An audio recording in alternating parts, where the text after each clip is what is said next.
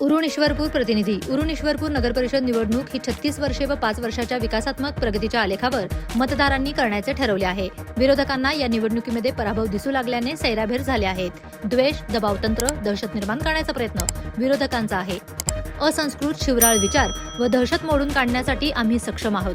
मात्र लोकशाही मोडीत काढणाऱ्या टोळ्यांना व त्यांच्या म्होरक्याला शहरातील मतदार त्यांची जागा दाखवेल, असे मत सांगली जिल्हा राष्ट्रवादी काँग्रेस पार्टीचे सांगली जिल्हाध्यक्ष निशिकांत भोसले पाटील दादा यांनी व्यक्त केले.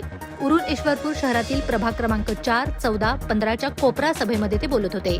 यावेळी बोलताना निशिकांत भोसले पाटील दादा म्हणाले, महायुती ही अभेद्य आहे. जयंत पाटील गटामध्ये अनेक ठिकाणी बंडखोरी झाली आहे, कारण त्या ठिकाणी कार्यकर्त्यांना न्याय मिळत नाही.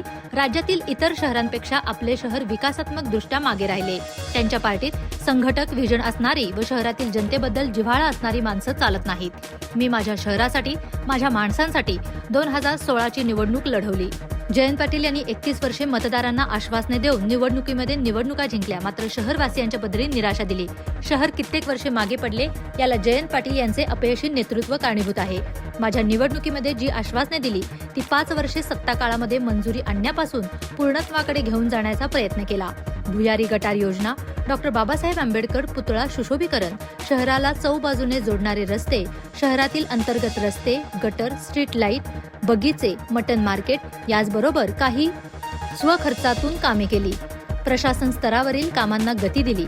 सभागृहातील कामकाजामध्ये पारदर्शकता यावी, विकासावर व शहरातील जनतेच्या हितावर चर्चा व्हावी, यासाठी सभाचे ऑनलाईन चित्रीकरण सुरू केले. ही आमच्या कामातील पारदर्शकता आहे. निशिकांत भोसले पाटील दादा म्हणाले, जयंत पाटील यांचा प्रभाग क्रमांक 3 मधील उमेदवार शिवराळ भाषा वापरून मतदार व विरोधी अल्पसंख्याक उमेदवारांवर दबाव व दहशत निर्माण करण्याचा प्रयत्न करतोय. मागील 2016च्या निवडणुकीमध्ये याच उमेदवाराने दहशत निर्माण करण्याचा प्रयत्न केला होता. जयंत पाटील यांनी अशा वृत्तीला आवर घालावा, अन्यथा मतदार त्यांचा बंदोबस्त करेल.